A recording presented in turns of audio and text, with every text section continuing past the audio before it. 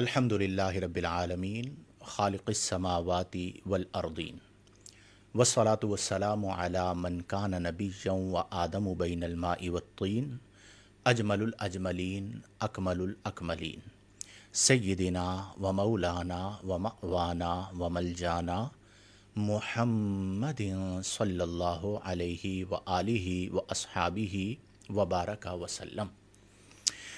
तमाम अहबाब को मेरी तरफ़ से अस्सलामु अलैकुम वरहमतुल्लाहि वबरकातुहू। बिहम्दिल्लाहि ताला आप जानते हैं कि माह रमज़ानुल मुबारक में रोज़ाना रात 11 बजे से लेकर 12 बजे तक हम लाइव हाज़िर होते हैं, जिसमें हम किसी एक मौजू पर गुफ्तगू करते हैं और इसी के साथ आपके जो लाइव सवालात हमें मौसूल होते हैं उनके जवाबात शामिल किए जाते हैं। सवालात करने का तरीक़ाकार बिल्कुल सहल है कि जो हमारा फेसबुक लाइव चल रहा है इस वक्त आप देख रहे हैं, इसके कमेंट सेक्शन में आप अपना सवाल लिख दीजिए तो इंशाअल्लाहुल जलील वक्त मुकर्ररा पर उसका जवाब शामिल कर लिया जाएगा। और अगर आप इसके अलावा टाइम में दिन में या किसी और वक्त में जब लाइव नहीं हैं सवालात पूछना चाहते हैं तो हमारा व्हाट्सअप नंबर है 0310223001। इस पर आप अपने सवालात लिखकर इरसाल कर सकते हैं तो इंशाअल्लाहुल जलील उनके जवाबात भी आपको इरसाल कर दिए जाएंगे। नाज़रीन मोहतरम, हमारा आज का मौजू है रिश्तों की अहमियत। ये अहम तरीन मौजू है कि हमारे माशरे में हम गौर करें तो दिन ब दिन रिश्तों की कद्र और अहमियत ख़त्म होती जा रही है। और एक मुहावरतन हमारे यहाँ जुमला कहा जाता है कि अब खून सफ़ेद हो गए हैं, और वाक़अतन ऐसा ही नज़र आता है कि कई ऐसे वाक़यात हैं कि जहाँ पर वरासत के लिए, माल के लिए सगी औलाद ने अपने बाप को एक मौका पर कत्ल कर दिया, अपनी माँ को कत्ल कर दिया, अपनी बहन को कत्ल कर दिया, और ये इंतहा दर्जे की सफ़ाकियत है। रिश्ते दो तरह के होते हैं। एक रिश्ते वो होते हैं जिन्हें हम रहम के रिश्ते कहते हैं, और उसी को सिला रहमी कहा जाता है, यानी वो रिश्ते जो अल्लाह ने बनाए उन रिश्तों को क़ता करना यानी काटना ये हराम होता है, और इस पर वाईद बयान की गई है। दूसरे रिश्ते वो होते हैं जो हम खुद अपनी ज़िंदगियों में बनाते हैं। दोनों रिश्तों के अंदर आज के दौर के अंदर मफाद परस्ती नज़र आती है। मैं अक्सर एक बात जब निकाह पढ़ाने के लिए जाता हूँ तो निकाह की मजलिस में ये कहता हूँ कि अब ये रिश्ता हो गया, तो दुल्हा मियाँ को ये कहता हूँ ख़ास तौर पे कि मेरे भाई ये बात जहन में बिठा लीजिए कि रिश्ते समझने के लिए नहीं होते, रिश्ते निभाने के लिए होते हैं। बिलखुसूस अगर रहम के रिश्ते हैं तो ये वो रिश्ते हैं कि जो आपको समझ में आए या ना आए, बाहर दो सूरत आपको ये रिश्ता निभाना पड़ता है।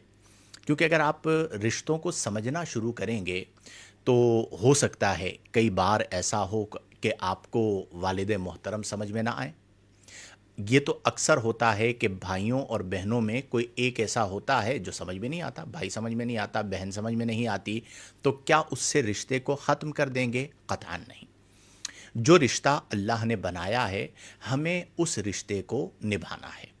नबी करीम सल्लल्लाहु अलैहि व आलिहि वसल्लम ने फरमाया कि जब अल्लाह ने रहम को पैदा किया तो इरशाद फरमाया कि जो तुझे जोड़ेगा मैं उसे जोड़ूंगा, यानी उसे अपनी रहमत अता फरमाऊँगा, और जो तुझे काटेगा मैं उसे काटूँगा, यानी उसे अपनी रहमत से दूर फरमा दूँगा। तो इसलिए सिला रहमी बहुत ज़्यादा इम्पॉर्टेंट है। लेकिन आज के दौर में ये होता है कि रिश्तेदार हसद करते हैं, रिश्तेदार खुश नहीं होते। एक जुमला आपने सुना होगा कि रिश्तेदार जलते हैं। ये सारी चीज़ें हमारे माशरे में हैं, और इसमें मेरा मुशाहदा ये है कि एक बड़ी तादाद उन लोगों की होती है जो रिश्तेदारों के हवाले से गलत फहमी का शिकार हैं। ठीक है, और वो जो सोच रहे होते हैं रिश्तेदार वाक़यतन ऐसे नहीं होते, कई जगहों पर होते भी होंगे, लेकिन इसका ये मतलब नहीं है कि रिश्तेदारों से क़तए ताल्लुक़ कर दिया जाए, रिश्तेदारों से रिश्ते को तोड़ दिया जाए। बुला लीजिए आप। اور رشتہ داروں سے قطع تعلق کر کے وعید کو اپنے اوپر شامل کر لیا جائے۔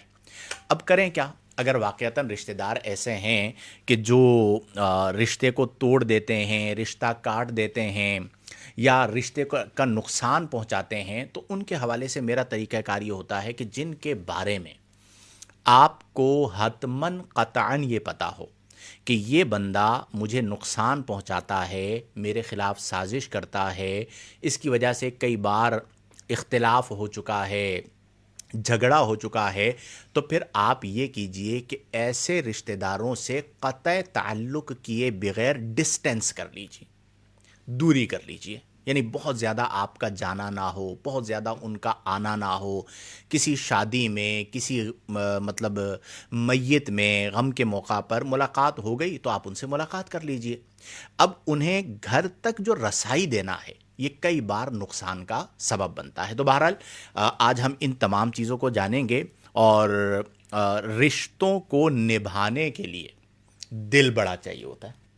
اگر دل بڑا ہے تو آپ کسی میں کوئی کمی ہے، کوئی نقص ہے، کوئی اتنا اچھا نہیں بھی ہے تو آپ اسے نبھا لیں گے، اور اگر آپ کا دل بڑا نہیں ہے تو آپ کئی ایسے لوگ ضائع کر دیتے ہیں جو آپ کے لیے ہیرے کی مانند ہوتے ہیں، کیا بات، بہت قیمتی ہوتے ہیں۔ تو اس حوالے سے کل ہمارے علامہ عثمان لاکانی صاحب نے 6 قسمیں بیان کی تھیں، یاد ہے آپ کو؟ تو میں چاہوں گا کہ آج پھر دوبارہ ان کو بھی ذکر کریں اور پھر اس موضوع پر ہم گفتگو کرتے ہیں۔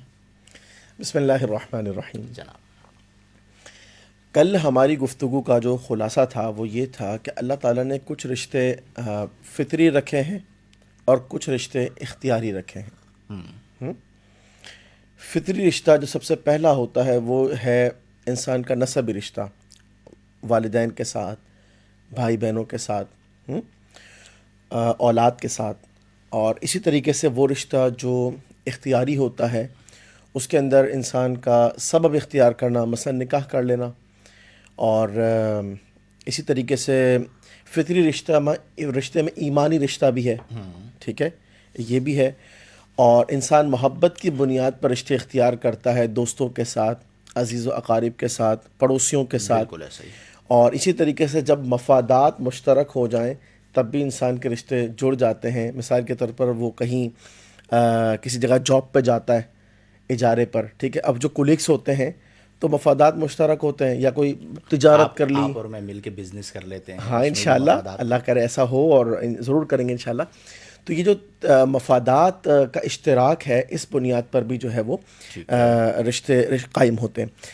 اب سب سے بڑی اور اہم بات، اللہ تبارک و تعالیٰ نے ان رشتوں کے تحفظ کا، ان کی حفاظت کا ہمیں حکم ارشاد فرمایا، واہ، اور یہ بہت بڑی بات ہے کہ رب کریم عز و جل نے ایک بنیاد بھی فراہم کی اور اس کی حفاظت کا ہمیں حکم دیا۔ پہلے ایک ایگزامپل کو ہم لے لیتے ہیں حضرت۔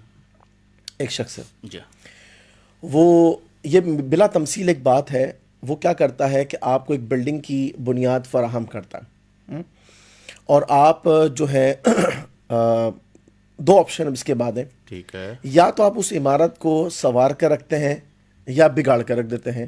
عمارت آپ کے پاس آ چکی ہوئی ہے، بیڑا پار کرتے ہیں یا بیڑا کر کرتے دونوں میں سے ایک کام کر سکتے ہیں، وہ ڈیپینڈ کرتا ہے ہر فرد پر۔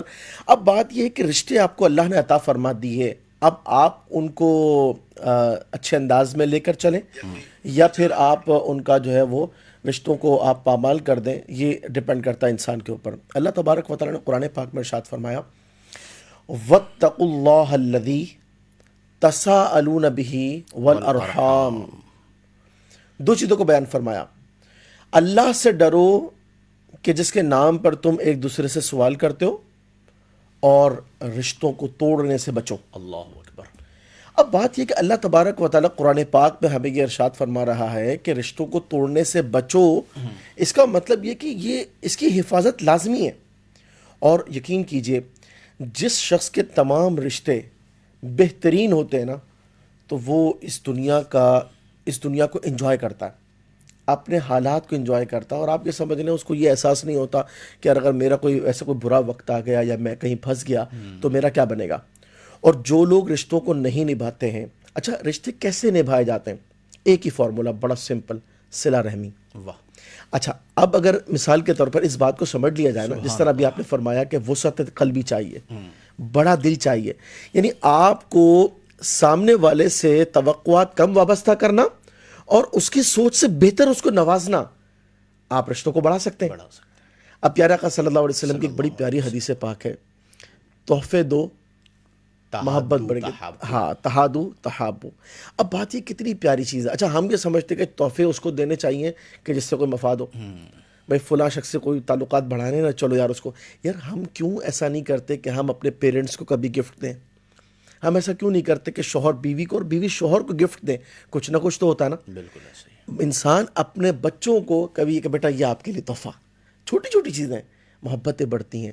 اچھا پھر یہ اپنی فیملی کے اندر کرنا، اور اس کے بعد پھر اپنے عزیز و اقارب میں، دوستوں میں، یا وہ رشتہ دار جو کبھی راضی نہیں ہوتے ان کو تحفہ دیں وہ بھی بڑا راضی ہوں مشکل گے۔ کام ہے۔ اس پہ میں چاہتا ہوں ایک اور جہت پہ ہم بات کرتے ہیں۔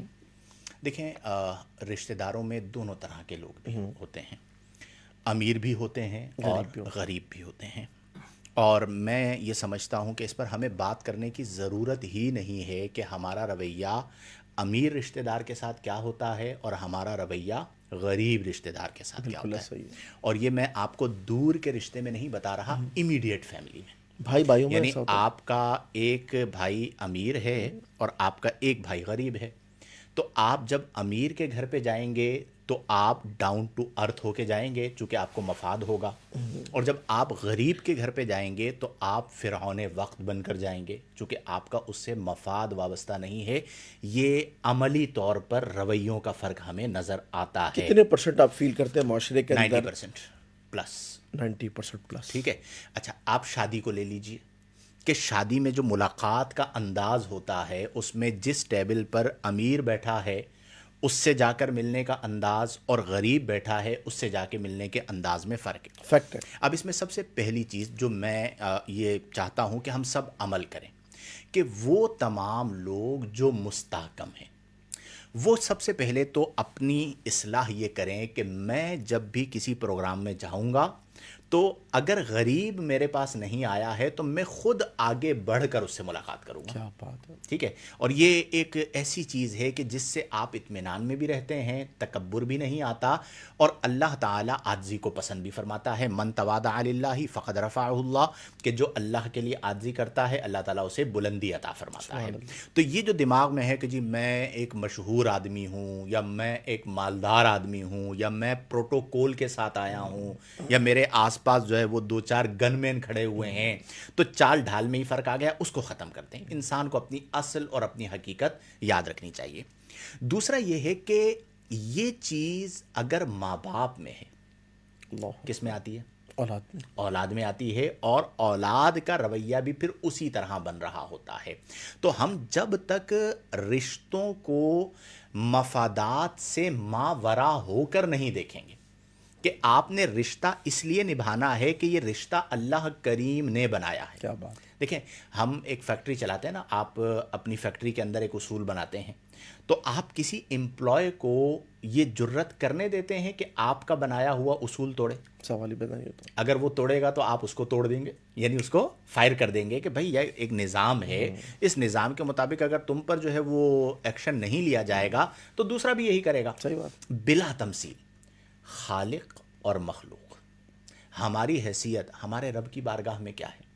اور یعنی میں تو یوں کہتا ہوں کہ میرے بھائی اتنی سی زندگی ہے، فرصت زندگی کم ہے محبتوں کے لیے، لاتے ہیں کہاں سے وقت لوگ نفرتوں کے لیے۔ آپ اپنے دل کو بڑا کر کے سامنے والے کو معاف کر دیں، اور یہ جو مٹیریلسٹک ہونا ہے کہ آپ مفادات کی وجہ سے اپنے تعلقات بنائیں، اس چیز کو اپنی زندگی سے ختم کر دیں۔ حضرت اللہ تبارک و تعالیٰ اس حوالے سے کیا ارشاد فرماتا ہے؟ اللہ تعالیٰ نے قرآن پاک میں فرمایا، جو ہم عام طور پر خطبہ میں جمعۃ المبارک کی جب خطبے کا اختتام ہو رہا ہوتا ہے تو اس وقت عموماً یہ آیت پڑھی جاتی ہے، ان اللہ یأمر بالعدل والاحسان، بے شک اللہ تبارک، ان اللہ یأمرکم نہیں، ان اللہ یأمر بالعدل والاحسان، اللہ تبارک و تعالیٰ تمہیں عدل کا، توازن کا، بیلنس کرنے کا، انصاف کا حکم ارشاد فرماتا ہے، والاحسان، بلکہ انصاف کرو، بھلائی کرو۔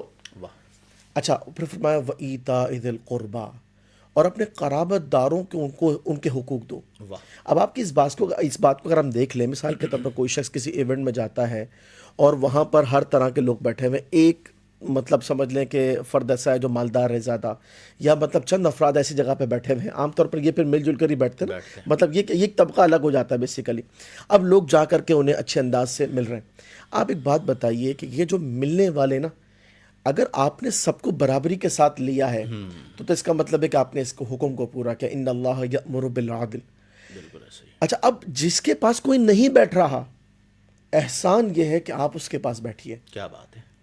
اور اس سے اللہ تعالیٰ جو دل میں نور پیدا کرتا ہے اور اس کا جو لطف ہے. ایک سوال ہے، نبی کریم صلی اللہ علیہ وسلم، اچھا یہاں پہ یہ سمجھیے گا کہ ہم لوگ عمرا کے خلاف نہیں ہیں، ہمارے اپنے مریدین میں بڑے بڑے امیر لوگ موجود ہیں، لیکن ہم اپنے معاشرے کے رویے کی بات کر رہے ہوتے ہیں کہ امیر اور غریب کا فرق. تو نبی کریم کے گرد جو افراد ہوا کرتے تھے پروانوں کی طرح، صحابہ کرام، ان میں عمرا زیادہ ہوتے تھے یا غربا زیادہ ہوتے تھے؟ غربا. اور آپ دیکھیے نا کہ پیارے آقا صلی اللہ علیہ وسلم سے ان غربا کے حوالے سے وہ جو امراء قریش تھے وہ یہ چاہتے تھے کہ بس یہ سٹینڈرڈ کا جو ڈفرنس حضور علیہ السلام نے ختم کر دیا نا، ٹھیک ہے نا، یہ جو تفاوت جو ختم کر دیا معاشرے کے اندر، آپ نے اعتدال قائم کیا، کسی طرح اگر اس پر کمپرومائز کر لیں تو وہ بھی آ جائیں.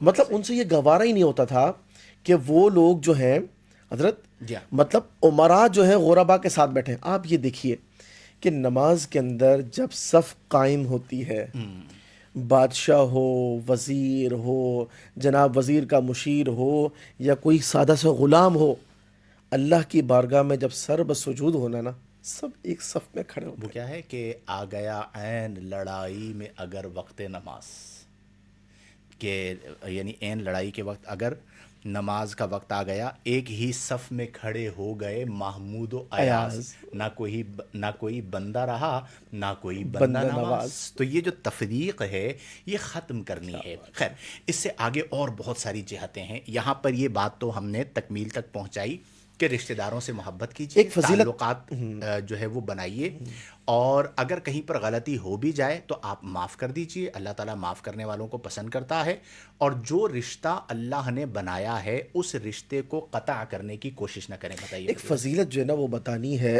جو لوگ صلہ رحمی کے ذریعے ان رشتوں کو جوڑتے ہیں، اور ایک آیت کریمہ بھی بتانی ہے جس میں یہ واضح ہوگا کہ جو رشتوں کو توڑتے ہیں ان کو کہاں شمار کیا گیا. پیارے آقا صلی اللہ علیہ وسلم نے صلہ رحمی کرنے والے کے ساتھ، یعنی جو رشتوں کو جوڑتا ہے، محبت بانٹتا ہے، برداشت کرتا ہے، درگزر کرتا ہے، فرمایا کہ اللہ تبارک و تعالیٰ اس کی عمر میں اور رزق میں اضافہ فرما دے گا. آپ یہ بتائیے کہ ہم میں سے کون نہیں چاہتا کہ ہمارے رزق میں اضافہ ہو؟ اچھا، رزق کا مطلب صرف مال نہیں ہے، بلکہ اللہ تعالیٰ کی تمام تر نعمتیں. جو شخص یہ چاہتا ہو کہ اللہ میری ہر نعمت میں اضافہ فرما دے، بالکل. اور یہ خاص طور پر رسول پاک صلی اللہ علیہ وسلم نے ارشاد فرمایا، فارمولا کیا ہے؟ صلہ رحمی. حدیث سنا رہا ہوں، مجھے یاد آ گئی آپ کی بات سے. یہ ہمارے ہاں درس نظامی کی کتابوں میں بھی شروع میں ہوتی تھی کہ آقا کریم صلی اللہ علیہ وسلم نے فرمایا کہ صل من قطع، جو رشتے کو کاٹے تم اس سے رشتے کو جوڑو، واعفو عمن ظلمک، جو تم پر ظلم کرے تم اسے معاف کرو. کیا بات. وَأَحْسِنْ إِلَىٰ مَنْ أَسَاءَ إِلَيْكَ، اور جو تمہارے ساتھ برائی سے پیش آئے تم اس کے ساتھ بھلائی سے پیش. کیا خوبصورت. بدی را بدی سہل باشد جزا.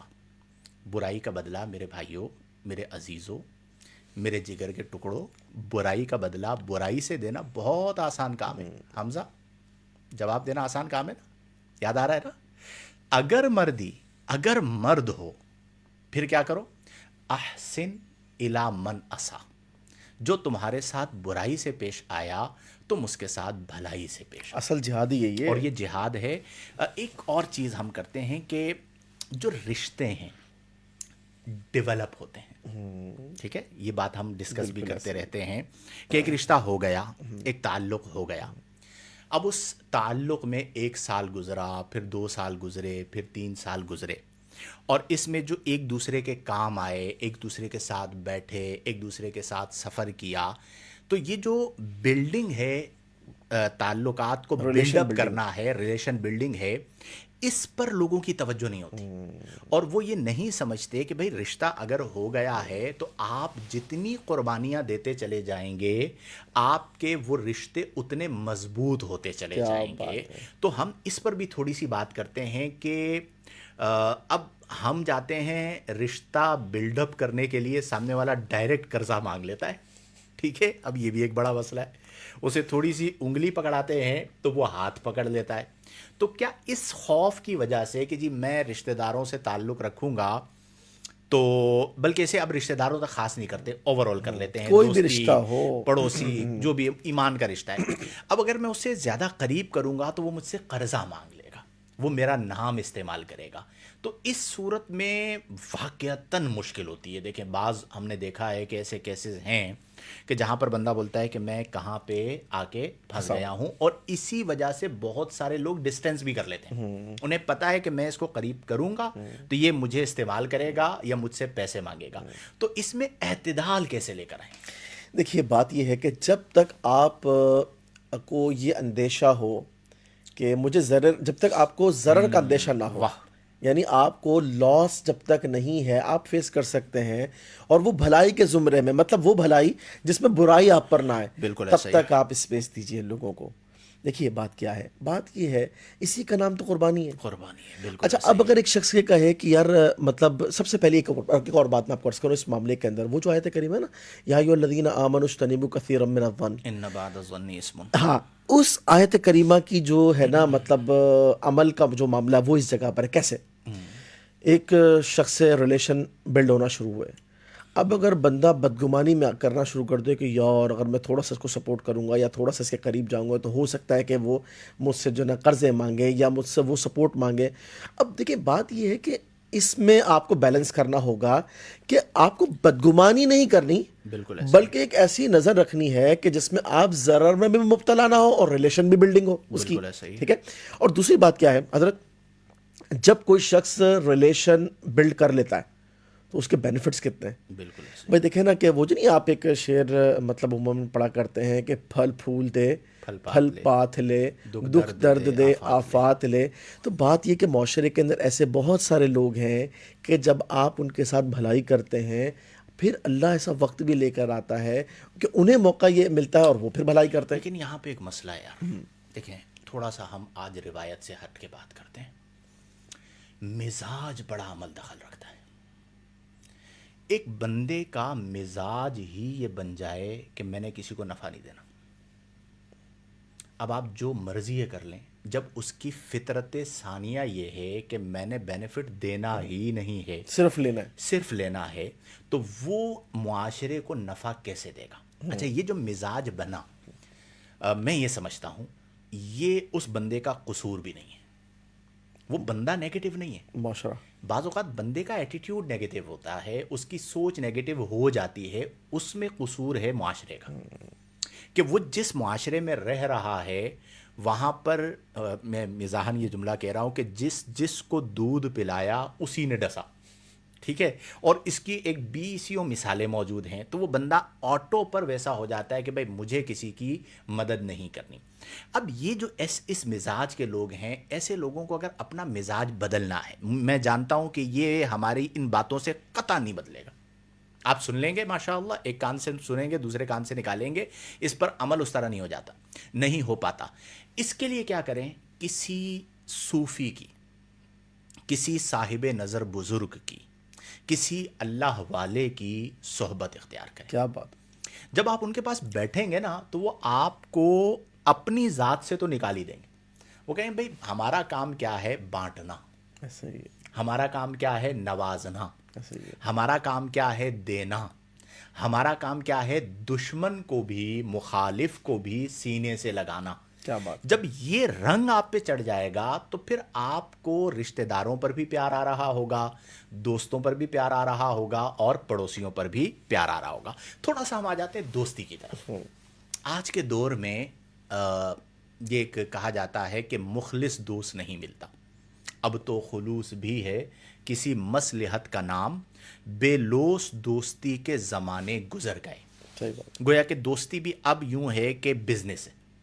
کہ مفادات کے لیے جڑے ہیں، دوستی اس لیے رکھی ہے کہ میں اس کے کام آ جاؤں گا، وہ میرے کام آ جائے گا وغیرہ۔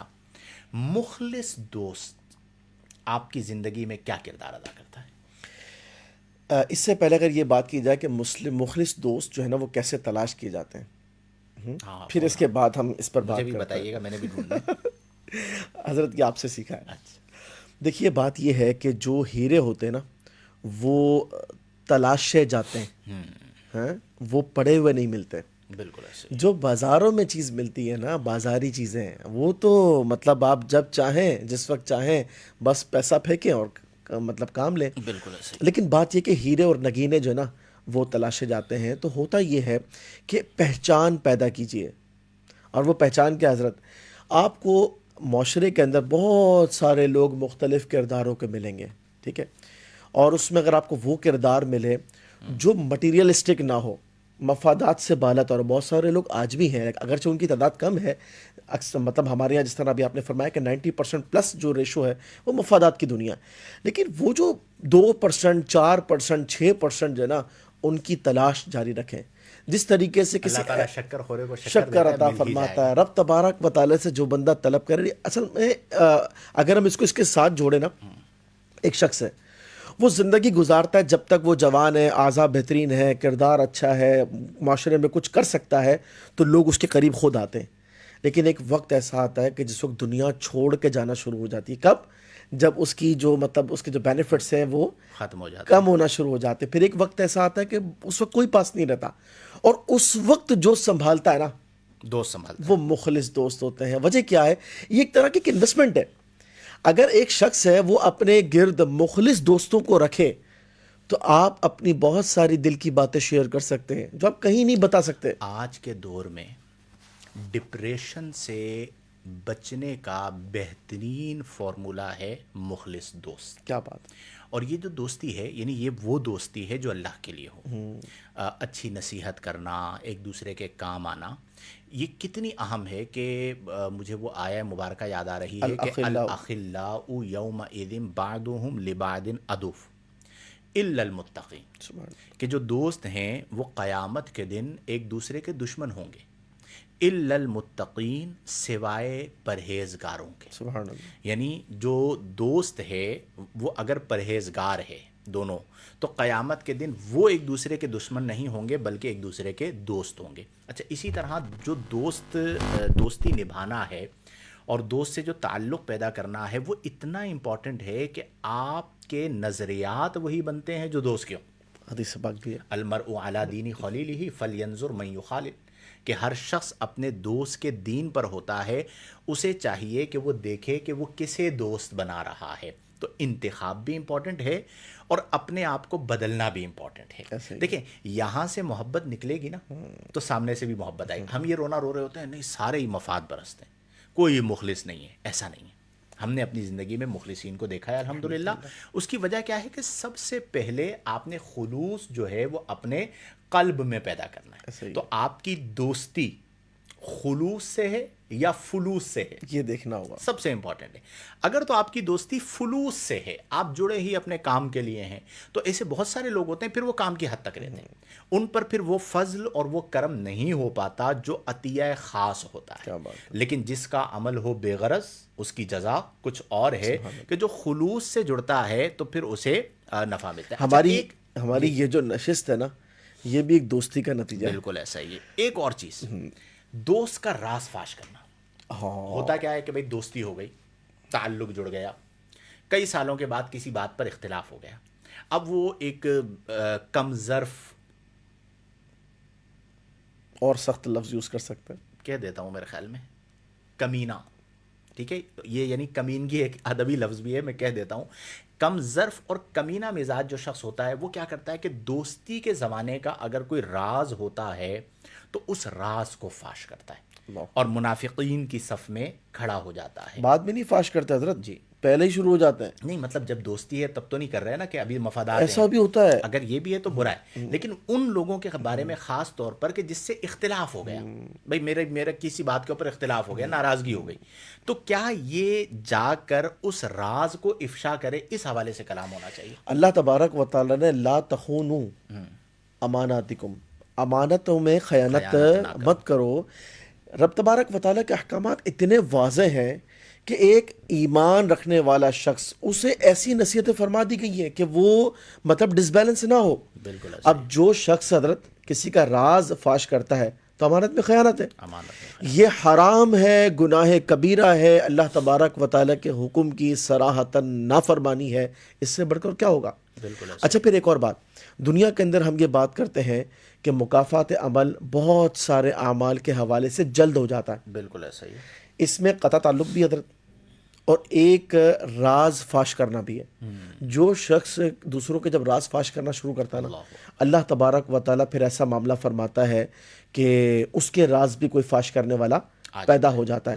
اب دیکھیے حضرت, جو شخص اس قسم کی سوچ رکھتا ہے کہ جناب میں ذرا اس کو بھی سنبھال کے رکھوں, اس راز کو بھی سنبھال کے رکھوں اور وقت آنے پر ایسا کروں, تو بات یہ ہے کہ اس میں غلطی اس دوست کی بھی ہے جو پہچان نہ سکا.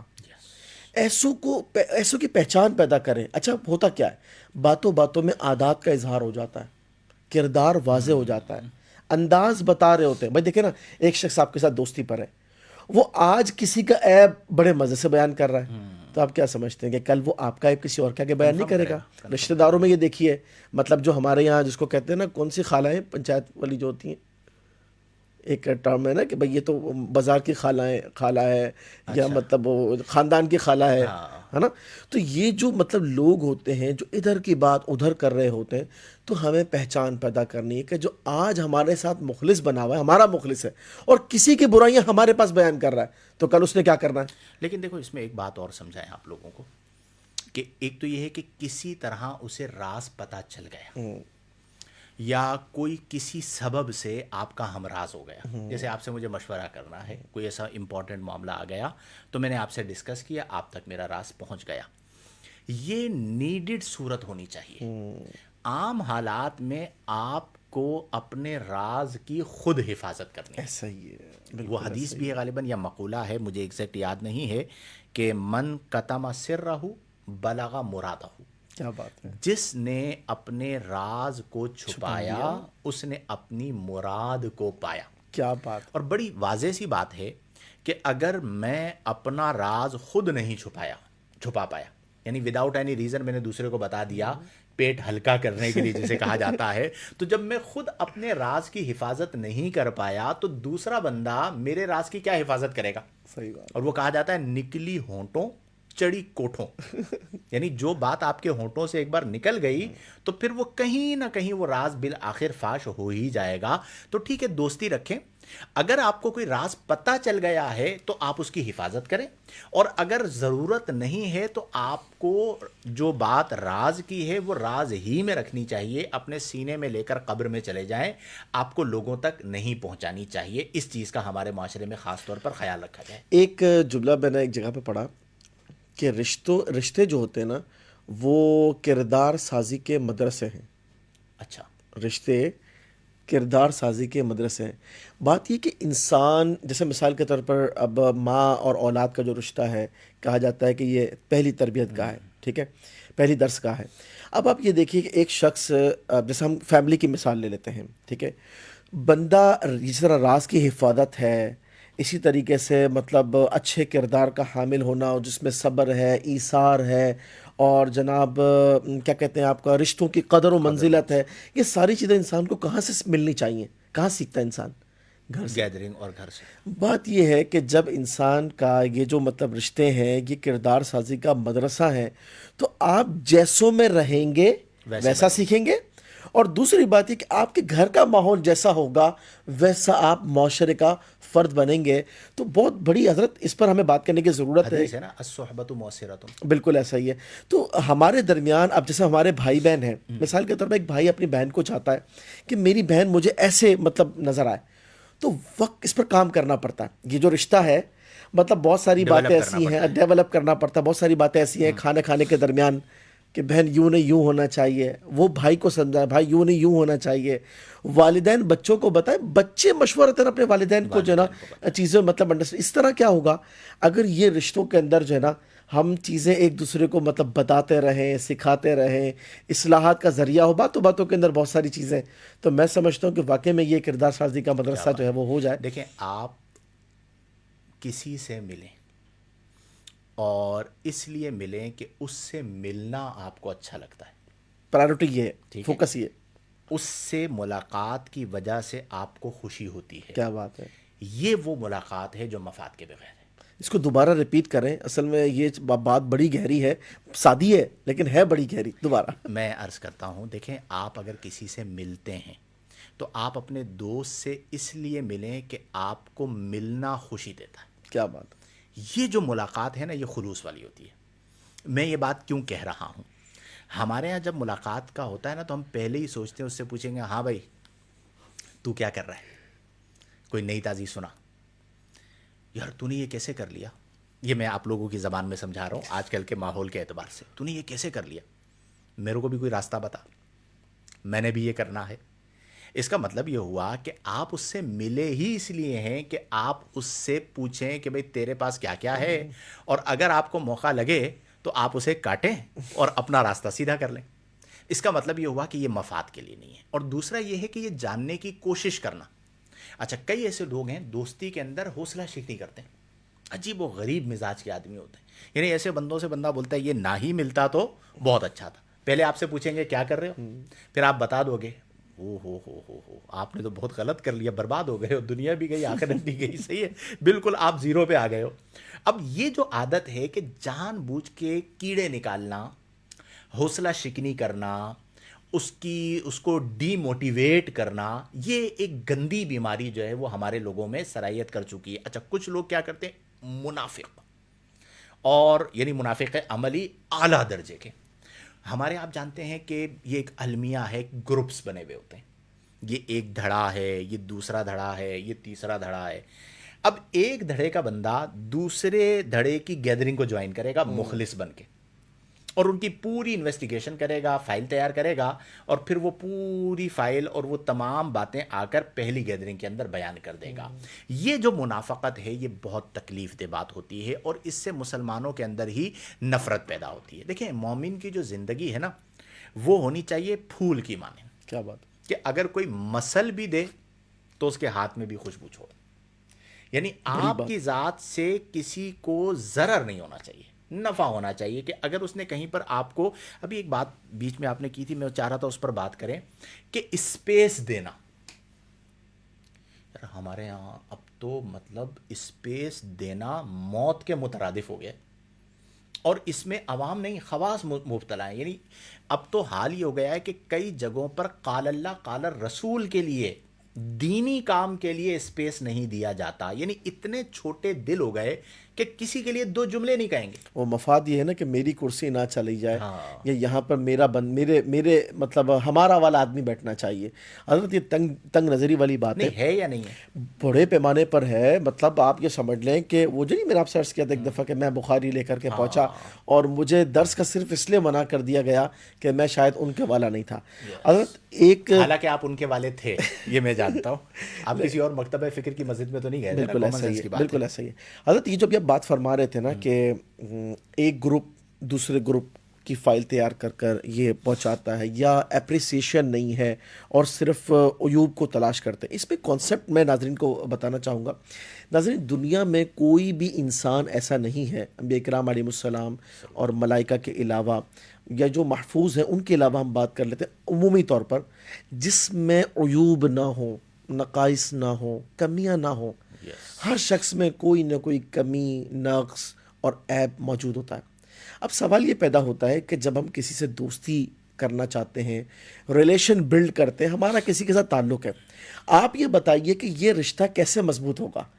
اگر ہم اس کے نقائص اس کو بیان کر کر اس کو ڈی موٹیویٹ کریں اور اس پر تنقیدی نظر رکھیں، وہ بہتر، یا ہم جو اس کی اچھائیاں ہیں اس کو اپریشیٹ کرنے کے ساتھ ساتھ اور بڑی محبت کے ساتھ باتوں باتوں میں اپنے کردار سے یا دیگر کسی اور ذریعے سے اس کی اصلاح کا سامان کریں؟ کیسے مطلب یہ ریلیشن بلڈ ہوگا؟ اس کے لیے دو چیزیں بہت ضروری ہیں۔ سب سے پہلی بات یہ ہے کہ جب آپ کسی مخلص دوست کو پالیں تو پھر کوشش یہ کریں کہ اس کی اچھائیوں کو اس کے سامنے لے کر آئیں۔ اور وجہ کیا ہے؟ اپریسیشن جو ہے نا وہ دل کو وسعت دیتی ہے، اور جس طرح مفتی صاحب نے فرمایا کہ مطلب انسان کو جو ہے نا وہ ایسا ہونا چاہیے کہ وہ خوشبو کی مانند ہو یا پھول کی مانند ہو، جہاں موجود ہو ماحول معطر ہو جائے۔ قرآن کی آیت بھی ہے نا غالباً فَافْصَحُوا یفصح اللہ لکم، کہ تم کشادگی پیدا کرو، اللہ تعالیٰ تمہارے لیے کشادگی پیدا فرمائے گا۔ کتنا کھا لیں گے، کیا بات، کتنی عزت سمیٹ لیں گے، کتنا جمع کر لیں گے، لکھ لیجئے کہ پیٹ دنیاوی مال سے بھرتا ہی نہیں۔ حدیث بھی ہے لو کان لابن آدم واد من الذهب لیتمنى الاخر، گولڈ کی پوری وادی دے دی جائے تو وہ ایک اور کی تمنا کرے گا، ایک اور وادی دے دی جائے تو وہ ایک اور کی تمنا کرے گا۔ ابن آدم کے پیٹ کو قبر کی مٹی کے سوا کوئی چیز نہیں بھر سکتی۔ ہم آتے ہیں جوابات کی جانب۔ لب لباب ہم دونوں کی گفتگو کا یہ ہوا کہ رشتے سمجھنے کے لیے نہیں ہیں، رشتے نبھانے کے لیے۔ کیا بات، بڑا آدمی وہی ہوتا ہے جو رشتہ نبھاتا ہے۔ رشتوں میں غلطی ہو جائے معاف کر دیں۔ معاف کرنے کا مطلب کہنا نہیں، دل سے اس بات کو نکال دینا ہے۔ دوبارہ غلطی ہو جائے دوبارہ معاف کر دیں، 100 بار غلطی ہو جائے 100 بار معاف کر دیں۔ ہم دن میں 50 بار غلطیاں کرتے ہیں، ہمارا رب ہمیں 50 بار معاف فرماتا ہے۔ یہ سوچ بنا لینا کہ اب میں معاف نہیں کروں گا کیونکہ میں نے پہلے معاف کیا تھا۔ آپ کون ہیں بھائی؟ اور آپ یعنی آپ کی حیثیت کیا ہے کہ آپ معافی کا دروازہ بند کریں؟ اللہ کریم معافی کا دروازہ بند نہیں کرتا۔ بدگمانی رشتوں کو کھا جاتی ہے، شک رشتوں کو کھا جاتا ہے۔ کوئی اگر آپ سے کبھی اچھی طرح نہیں ملا، ہو سکتا ہے وہ کسی پریشانی میں ہو سکتا ہے وہ کسی سوچ کے اندر ہو، آپ نے یہ سوچ لیا کہ یہ مجھ سے صحیح نہیں ملا، اب عمر بھر میں نے اس سے صحیح طرح نہیں ملنا۔ یہ جو غلط فہمی ہے، اس کی وجہ سے ہم لوگ ضائع کر دیتے ہیں۔ میں ہمیشہ یہ کہتا ہوں کہ کئی ایسے لوگ آتے ہیں جن کا ایٹیٹیوڈ صحیح نہیں ہوتا، لیکن میری ایک عادت ہے کہ میں ان کو اپنے قریب کرتا ہوں، انہیں میں بار بار موقع دیتا ہوں، اور بعد میں مجھے یہ واضح ہو جاتا ہے کہ یہ بیچارہ بیماری میں مبتلا ہے، یہ بیچارہ معاشرتی مسائل کی وجہ سے ڈپریشن کا شکار ہے، یہ تو زیادہ مستحق ہے کہ میں اسے اپنے قریب کروں۔ کیا بات، میں کیوں اس صورت کو اختیار کروں کہ یار اس نے میرے ساتھ اچھا رویہ نہیں رکھا تو اب تو میں نے اس تک اپنی رسائی، اس کی رسائی اپنے تک ختم کر دینی ہے۔ یہ بہت بری بات ہے۔ اپنے معاشرے کے اندر اکثریت، یعنی میں آپ کو عرض کروں، یہ میرا مشاہدہ ہے، غلط بھی ہو سکتا ہے، لیکن میں نے یہ دیکھا ہے 90% جو رشتے ختم کیے جاتے ہیں وہ غلط فہمی کی بنیاد پر ہوتے ہیں۔ حضرت آپ نے یہ جو فرمایا نا، میں کہتا ہوں کہ ہم زوجین کے رشتے پر چند منٹ گفتگو کر لیں۔ کریں اللہ یہ بڑا مطلب اہم رشتہ ہے بہت ہمارے اہم رشتہ معاشرے کا۔ اللہ اور بہت بڑا مسئلہ بنا ہوا ہے اس وقت جو زوجین کا رشتہ ہے، یعنی اس طرح لڑ رہے ہیں کہ جس کی انتہا نہیں۔ آج آپ کو میں ایک آیت کریمہ سناتا ہوں۔ بتائیے۔ آیت کی ابتدا کے اندر بھی اللہ تبارک و تعالی نے اس اپنی نشانی بتایا، اور آیت کے اختتام پر بھی غور و تفکر کی دعوت دیتے ہوئے نشانی بتایا۔ اللہ تعالیٰ نے ارشاد فرمایا وَمِنْ آیَاتِهِ، اللہ کی نشانیوں میں سے ہے ان خلق لکم من انفسکم ازواجا، کہ اللہ تبارک و تعالی نے تم ہی میں سے تمہارے لیے جوڑے بنائے۔ اور کیوں بنائے؟ لِتَسْكُنُوا إِلَيْهَا، کیا سکون حاصل تاکہ کرو۔ تم سکون پاؤ اس سے۔ اور وَجَعَلَ بَيْنَكُمْ مَوَدَّةً وَرَحْمَةً، اللہ تبارک و تعالی نے تمہارے درمیان جو ہے وہ مودت یعنی محبت اور رحمت رکھی۔ ان فی ذالک لآیات لقوم یتفکرون، فرمایا کہ بے شک اس پہ بڑی نشانیاں ہیں تفکر کرنے والوں کے لیے۔ اب دیکھیے حضرت، اس میں جو اللہ تبارک و تعالی نے ایک ایسا رشتہ جو ازدواجی رشتہ ہوتا ہے زوجین کا، اس کا یہ کیا ہے؟ زوجین کا رشتہ یہ ہے کہ تم سکون پاؤ یہاں پر، یعنی معاشرے میں انسان جہاں جاتا ہے نا، ایک فرد ہے وہ گھر سے مطلب باہر جاتا ہے، کام کاج کرتا ہے، سارے معاملات تک لوٹ کے کہاں آتا ہے؟ گھر پہ۔ اور اگر وہ سکون اس کو حاصل ہو جائے، جو مودت اور محبت مطلب بیان کیے گئے، اگر وہ اسے مل جائے تو اس کا مطلب ہے کہ اس کی کامیابی ہے۔ لیکن اگر مثال کے طور پر ایسا ہو کہ شوہر بیوی سے دور اور بیوی شوہر سے دور، تو کیا ہم نے اس جو مقصد تھا اس کا، اس کو پا لیا؟ نہیں۔ اچھا، اب آپ جس طرح آپ نے فرمایا کہ ہم جب دل بڑا کریں، ایک مرد ہے باہر اپنے دوستوں کے لیے اتنا بڑا دل لے کے گھومتا ہے، اپنے کاروباری حلقے کے لیے یا اپنے جہاں جاب کرتا ہے یا جہاں پہ وہ کام کرتا ہے، لوگ کہتے ہیں یار کیا بات ہے، لیکن گھر میں اس کا کردار اچھا نہیں ہے، تو کیا ہم اس کو کہہ سکتے ہیں اچھا آدمی؟ نہیں بالکل، وہ حدیث مبارکہ مجھے یاد آ رہی ہے، آقا کریم صلی اللہ علیہ وسلم نے فرمایا خیرکم خیرکم لأہلہ وأنا خیرکم لأہلی. اس کا مطلب یہ ہوا کہ جو ہم میں سے گھر والوں کے لیے بہتر ہے نا وہ بہتر ہے. بات یہ کہ ہم اپنی زوجہ کے بارے میں یہ سمجھتے کہ میں اس کو جو مرضی آئے چاہے بولوں. حضرت معاشرے کے اندر، دنیا کے اندر جو معاملات ہیں نا وہ یہ ہیں کہ امپیکٹس کی ایک لمٹ ہوتی ہے. یس. ہم نے کسی کے ساتھ تھوڑی دیر کے لیے ریلیشن بلڈ کیا، تعلقات بنے، کسی کے ساتھ ہم نے سفر کیا، گھنٹہ 2 گھنٹہ، 1 دن 2 دن 4 دن 5 دن، اس کے امپیکٹ ہیں تھوڑا ٹائم کے لیے. لیکن بات یہ کہ فیملی کے ساتھ جو امپیکٹ ہے اپنی وائف کے لیے یا وائف کے اس کے لیے، وہ تو مطلب لائف ٹائم کے لیے. بالکل. اب یہ بتائیں کہ شوہر بیوی سے جھوٹ بولے یا بیوی شوہر سے جھوٹ بولے، بیوی خیانت کرے شوہر کے مال کے اندر، اگر یہ ساری چیزیں ہوں تو اس کے نیگیٹو امپیکٹ کتنے ہیں؟ بالکل ایسے ہی. اس کا مطلب یہ ہوا کہ ہمیں اپنی فیملی کے اندر ایک ایسا کردار رکھنا چاہیے کہ ہمارے ریلیشن ڈسٹرب نہ ہو. دیکھیں میں آپ کو ایک بات عرض کروں، بیوی شوہر کے پاس پہنچے تو اسے ٹینشن لگ جاتی ہے کہ اب یہ کیا بولے گی اور آگے پتہ نہیں کیا ہوگا. اچھا وہ جب بھی آتی ہے نا وہ کوئی نہ کوئی کام لے کر آتی ہے، چھوٹے چھوٹے کام ہوتے ہیں، دہی ختم ہے، دودھ ختم ہے، انڈے ختم ہے، یہ کام کر دو وہ کر. کئی بار بندے تنگ آ جاتے ہیں کہ یار کوئی ایک بار بول دو کام، کتنے کام ہیں. ہوتا کیا ہے، بیوی نے یہ سمجھ لیا کہ شوہر میرا غلام ہے، ایسے ہی ہے. اور شوہر نے یہ سمجھ لیا کہ بیوی میری باندی ہے. قرآن میں اللہ نے کیا فرمایا، عاشروہن بالمعروف. کیا بات ہے. باندیاں نہیں لے کر آئے، شریکہ حیات لے کر آئے ہو، معروف طریقے سے حسن سلوک کرو. اور بیویوں کو کہا کہ الرجال قوامون علی النساء، وہ تمہارے غلام نہیں ہیں، وہ گھر کے حاکم ہیں، فیصلہ ان کا چلے گا. صحیح بات ہے. اب کتنا بڑا المیہ ہے کہ زوجین وجہ سکون تھے، دونوں ایک دوسرے کے لیے عذاب بنے ہوئے، وبال بنے ہوئے، اور کئی بار کہتے ہیں کہ بھائی میرے سامنے مت آؤ. اور یہ اتنا بڑا، یعنی یہ میں سمجھتا ہوں ڈومیسٹک مسئلہ نہیں ہے، یہ اس وقت انٹرنیشنل مسئلہ ہے، عالمی مسئلہ ہے کہ وہ مس انڈرسٹینڈنگز ہیں. تو تھوڑا سا اپنے اندر برداشت پیدا کریں اور اپنے رویوں کو بہتر کریں.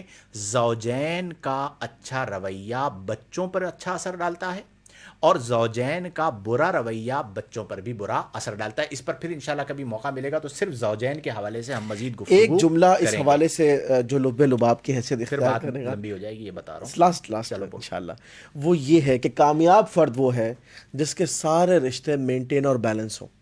کیا کامیاب وہ ہے جو ہر رشتے سے خوشی پائے. ہمارے علامہ عثمان لاکھانی صاحب ہماری نجی گیدرنگ کے اندر بھی آخری بات جو ہے نا وہ حضرت کی ہوتی ہے. ساری جب بات ہو جاتی ہے، اچھا بات مزے کی ہے کہ بہت نہیں ہے؟ مزیدار ہے، بہت مزیدار. بات یہ ہے کہ اگر آپ نے تمام رشتوں کو انجوائے کیا نا تو آپ کامیاب آدمی ہیں. کیا بات ہے. ورنہ انسان کے پاس بہت کچھ، اب فرض کیا ایک شخص کے پاس لگژری لائف ہے، بہترین بنگلہ ہے، گاڑی ہے، ساری چیزیں بہترین ہیں، اب گھر والی سے اگر پھڈا ہے تو کیا فائدہ. بالکل ایسے. اسی طریقے سے ایک عورت ہے، اگر وہ مطلب اپنے گھر کے اندر سکون نہیں پاتی ہے تو یہ ناکامی ہے، اور اس کے ذمہ دار ہم خود ہیں. ہمیں خود چاہیے کہ اپنی چیزوں کو جو ہے وہ مینٹین کریں، جو پرابلمز ہیں ان کا سولوشن نکالیں، اور کبھی ہمت نہ ہاریں. خرابی اس وقت خرابی رہتی ہے جب تک اس میں آپ بہتری نہیں لاتے. بالکل ایسے ہی. بس اللہ تعالی ہم سب کو توفیق عمل عطا فرمائے. اور آ جاتے ہیں جوابات کی جانب.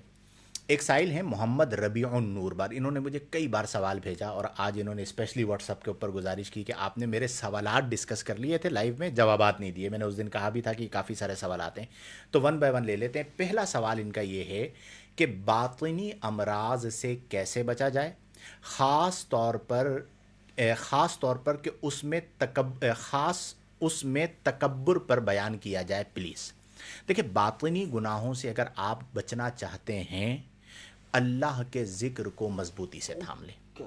جب ذکر اللہ کی حلاوت آپ کے قلب میں آ جائے گی تو خود بخود دل پاک ہونا شروع ہو جائے گا، اور باطن میں جو گناہ ہیں، تکبر ہے، عجب پسندی ہے، ریاکاری ہے، وغیرہ وغیرہ، وہ تمام کے تمام نکل جائیں گے.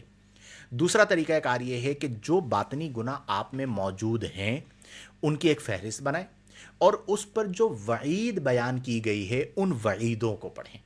کہ کبر ہے، مثال کے طور پر تکبر کا آپ نے کہا، تو تکبر اللہ کی رضا ہے. اللہ کریم فرماتا ہے کہ جو میری رضا کے معاملے میں مجھ سے جھگڑے گا میں اسے ضرور ذلیل و رسوا فرماؤں گا. متکبر بالآخر ذلیل ہوتا ہے. تو ان وعیدات کو جب آپ پڑھیں گے تو وہ چیزیں ختم ہونا شروع ہو جائیں گی. اسی کے ساتھ آپ احیاء العلوم امام غزالی رحمۃ اللہ تعالی علیہ کی تزکیہ کے حوالے سے بہترین کتاب ہے، اسے آپ پڑھیے۔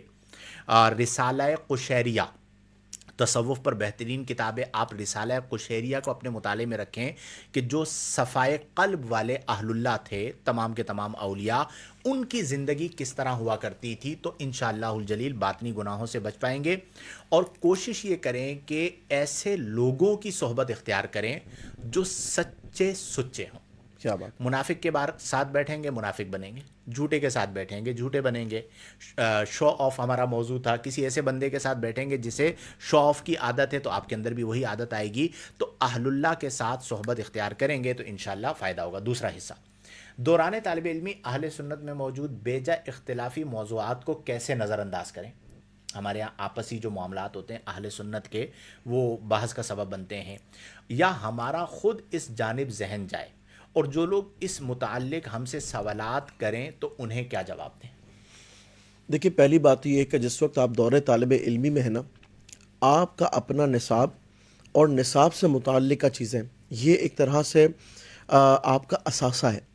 اگر آپ نے اپنی توجہ اسی پر رکھی آپ نے، تو اس کا مطلب ہے کہ آپ کی لائن آف ایکشن کلیئر ہے، آپ اپنے راستے پر ہیں۔ اور جب آپ اس سے ہٹ کر ادھر ادھر چلے جاتے ہیں تو گویا کہ آپ بھٹک گئے۔ اور ایسے طلباء یا طالبات کہ جن کا علم مطلب مضبوط نہیں ہوتا حضرت، اس کی بڑی وجہ یہ ہے کہ وہ اختلافی موضوعات کے اندر یا ان چیزوں کے اندر جو اس وقت ضروری نہیں ہے یا مطلب نقصان دہ، وہ اس میں پڑ جاتے ہیں۔ تو اس کا مطلب یہ کہ جب آپ اپنی منزل کی طرف جانے والی شاہراہ سے ہٹ جائیں گے تو اس کا انجام ہم سب جانتے ہیں کہ وہ بھٹکنے کے علاوہ اور کچھ نہیں ہے۔ فوکس اس بات کی طرف رکھیں، اور باقی اگر کچھ لوگ آپ سے ڈسکس کرتے ہیں، آپ ان کو کہیں کہ بھئی یہ اکابرین کا معاملہ ہے، ان کے پاس جا کر کے اس کو ڈسکس کر لیا جائے۔ بہترین جواب آپ کو مل گیا ہے کہ دوری اختیار کر لیں، اور جن کا مزاج بحث برائے بحث ہو ان سے آپ نہ الجھیے۔ ہم بھی اپنی زندگی میں یہی کوشش کرتے ہیں۔ بہت زیادہ کہیں ضرورت ہوتی ہے، معاملہ اس حد تک چلا جاتا ہے کہ صبر کا پیمانہ لبریز ہو جاتا ہے، تو ہم جا کے کچھ کہتے ہیں، ورنہ اگنور کرتے ہیں۔ تیسرا سوال ان کا یہ تھا کہ طلباء علم کو چھٹیوں میں کیا کرنا چاہیے، خصوصاً نائٹ شفٹ کے طلباء کو۔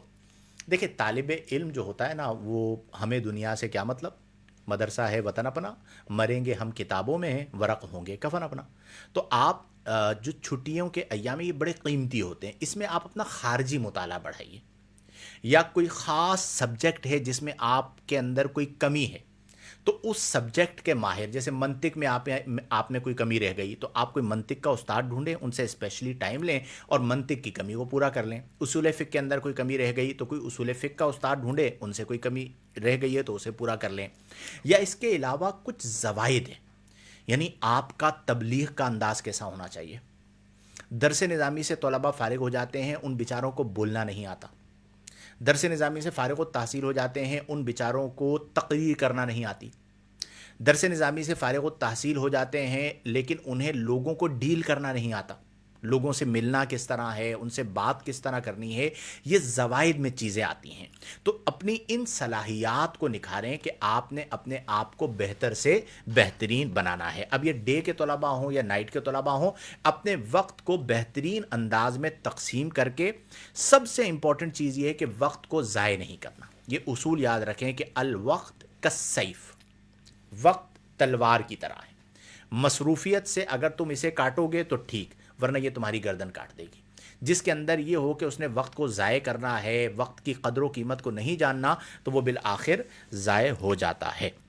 چوتھا سوال، ان 2 ماہ میں، یہ غالباً ان کی درس نظامی کی کوئی چھٹیاں ہوتی ہوں گی، نئے ساتھیوں کا درس نظامی کی جانب ذہن کیسے بنائیں؟ انفرادی کوشش، اور کچھ آپ احباب اپنے دور طالب علمی سے متعلق یادگار واقعات ارشاد فرمائیں بطور حکایت۔ بتائیے۔ دیکھیے بات یہ کہ چونکہ آپ کے سوالات زیادہ تھے اس لیے مختصر کر لیتے ہیں۔ آپ نے جو برکات علم کی پائی ہیں نا، ان کو آپ اچھے انداز سے مرتب کر کر اس کو بیان کریں۔ یہ آپ کا اپنا مجرب ہے۔ مثال کے طور پر جب کوئی طالب علم کی طرف آتا ہے، گناہوں سے بچ جاتا ہے، آپ یہ ذہن اور لوگوں کو دیں۔ اسی طریقے سے وہ جو آیت کریمہ ہے قُلْ هَلْ يَسْتَوِي الَّذِينَ يَعْلَمُونَ وَالَّذِينَ لَا يَعْلَمُونَ، اب اس کی آپ تفسیر پڑھیے کہ جو جاننے والے ہیں اور انجان، کیا وہ برابر ہیں؟ اس کا مطلب ہے کہ علماء کا لیول کچھ اور ہے۔ اللہ تبارک و تعالیٰ نے اخروی فوائد رکھے ہیں، علماء کی دنیا میں عزت ہے، ان کی شفاعت کل بروز قیامت ان کے مطلب جو اقارب ہیں ان کو کام آئے گی. تو یہ ساری چیزیں جو ہے نا ترغیبی اعتبار سے یہ بیان کی جائیں. اور ایک اور بڑا اہم پہلو وہ یہ ہے کہ جو فرد خود علم دین سے آشنا ہوگا اس زمانے کے پرفتن دور کے اندر وہ خود کو اور اپنے گھر والوں کو جو ہے وہ گناہوں سے بچا پائے گا, ورنہ اور کوئی راستہ اتنا نہیں آسان ہے. نظر نہیں اور آتا. میں اس میں یہ کہوں گا کہ پیچھے مت پڑیے گا. ذہن بنانے کا مطلب یہ نہیں ہوتا کہ آپ نے پکڑ کے لے کے ہی آنا ہے. اس طرح لوگ بدزن ہو جاتے ہیں. آپ میں اگر نکھار ہوگا نا اور سامنے والا آپ کو دیکھے گا تو وہ خود چاہے گا کہ میں بھی آپ جیسا بن جاؤں. تو علم جو ہے وہ آپ کے اندر ایسا ہونا چاہیے کہ جب آپ بات کریں تو اس کو علم کی لذت ملے. کیا بات. اور جسے لذت علم مل جائے, عربی میں ایک محاورہ ہے کہ لذات الافکاری خیر من لذات الابکاری. جو اہل علم ہیں وہ خود اس کا ترجمہ کر سکتے ہیں. تو علم کی جو لذت ہے, ایک باپ نے اپنے بیٹے کو نصیحت کرتے ہوئے کہا تھا کہ بیٹا آج کی ذلت سہ لے کل کی عزت پائے گا, کیا بات ہے. آج کی گمنامی سہ لے کل کی شہرت پائے گا. کیا بات ہے. اگر تجھے علم کی لذت مل گئی تو دنیا کی زیب و زینت تجھے کبھی بھی اپنی طرف مائل نہ کر سکے کیا گی. بات ہے. تو اس چیز کو اپنے اندر پیدا کریں. آخری آپ کا سوال تھا, وہ پورا موضوع ہے, پھر ہم اس پر گفتگو کریں گے کہ ادب کے حوالے سے بیان فرمائیں. اگر پورا موضوع اس پر ہو تو کیا ہی بات ہے. بالکل اس پر وقت مقررہ پر ہم انشاءاللہ الجلیل ادب کو موضوع بنائیں گے کہ علم دین میں ادب بنیاد ہے. اساتذہ کا ادب, کتابوں کا ادب, علم کا ادب, ادارے کا ادب, اپنے سینئرز کا ادب, دیگر اساتذہ کا ادب, یہ بہت زیادہ امپورٹنٹ ہے. اگر آپ علم اس لیے حاصل کریں گے نا کہ جی میں آ کے ٹی وی پہ بیٹھ جاؤں, یا میں بیانات کرنا شروع کر لوں, یا میں علم سے مال کما لوں, دنیاوی شہرت حاصل کر لوں, پھر علم غیر نافع. علم نافع اور علم غیر نافع میں جو وجہ فرق ہے چیز, وہ ہے ادب. تو ادب جو ہے یہ بہت زیادہ امپورٹنٹ ہے. اس لیے کوشش یہ کریں کہ اپنی زندگی کے اندر ادب کو لازم شامل کریں. چلیں جی, اب آ جاتے ہیں جوابات آج کے. یہ تو ہمارے سے واٹس ایپ پہ پوچھا تھا, اس کا جواب شامل کر لیں گے. سومان شیخ صاحب, مفتی صاحب اگر پانی میں اسمیل آ رہی ہو تو وضو غسل جائز ہوگا یا نہیں؟ پانی کے 3 اوصاف ہیں. اردو میں اس کو آپ کہہ سکتے ہیں رنگ, بو یعنی ذائقہ. اسمیل, اور ذائقہ. 2 اوصاف اگر تبدیل ہو گئے, مثال کے طور پر کوئی پانی آپ کا لائن میں ایسا آ رہا ہے جس کا رنگ بھی خراب ہو گیا, یعنی آپ کو ایسا فیل ہو رہا ہے کہ اس میں ناپاکی ہے, اور اس میں اسمیل بھی آ رہی ہے, ٹھیک ہے, تو اب 2 اوصاف بدل گئے. یعنی یوں سمجھ لیں کہ رنگ بھی خراب ہو گیا اور بو بھی خراب ہو گئی. اب اگرچہ اس کا ٹیسٹ اگر نارمل بھی ہے تب بھی آپ اوائڈ کریں گے اس پانی سے, وضو غسل نہیں کریں گے. اور اگر صرف ایسا ہے کہ ہلکی پھلکی اسمیل آ رہی ہے, نہ رنگ خراب ہوا اور اس کا ٹیسٹ بھی ٹھیک ہے, تو پھر آپ کے سمجھ لیں کہ صرف ایک زن ہے, اور زن کی بنیاد پر پھر آپ اس پانی کو ترک نہیں کریں گے. ہلکی پھلکی اسمیل جو ہے وہ کبھی کبھار پیدا ہو جاتی ہے کسی بھی ذریعے سے, ٹھیک ہو اس گیا. سے جائز ہوگا وضو اور غسل کرنا. محمد حمید عبد الحمید, مفتی صاحب آج خیریت تو ہے؟ آج مفتی معاذ مدنی صاحب تشریف نہیں لائے. اصل میں مفتی معاذ مدنی صاحب کی 1-2 روز سے واقعتاً طبیعت ناساز چل رہی تھی. وہ اپنی جو کلاسز لیتے ہیں, ورنہ وہ ہم سے پہلے یہاں پہ آ جاتے ہیں, تو انشاءاللہ الجلیل کل ممکنہ طور پہ وہ ہمیں جوائن کر لیں گے.